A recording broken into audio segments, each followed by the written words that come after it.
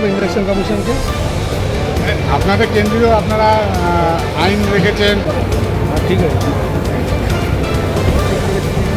বিধানসভা কেন্দ্রে আমাদের সঙ্গে রয়েছেন বিজপুর বিধানসভা কেন্দ্রের তৃণমূল প্রার্থী।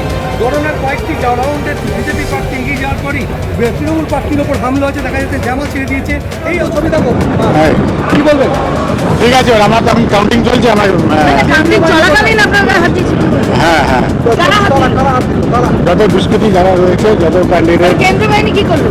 কেন্দ্রমানি রয়েছে, এখন কিছু করলো না, দাঁড়িয়ে রয়েছে দেখছে। আমাদের কাউন্টিং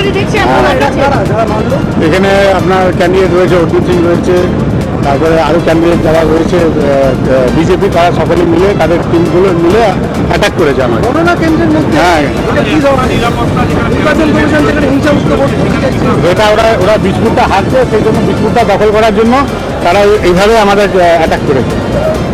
তারা ছিল সব বিজেপি দুষ্কৃতী ছিল অর্জুন সিংয়ের নেতৃত্বে। অর্জুন সিংয়ের নেতৃত্বে। আবার কি 2019 ফিরে আসছে, কি বলবেন? সেটা তো পরের কথা বলবে, কিন্তু বিজপুর আমরা জিতছি সেটা আপনাদের বলে যাচ্ছে। বিজপুর জিতছি বলেই তারা বিজপুর জেতার জন্য এইভাবে দখল করার জন্য তারা এইভাবে অ্যাটাক করেছে আমাকে। ভাবছে আমাকে অ্যাটাক করলে মনোবল ভেঙে যাবে, কিন্তু আমরা শেষ লড়াই দিয়ে যাবো।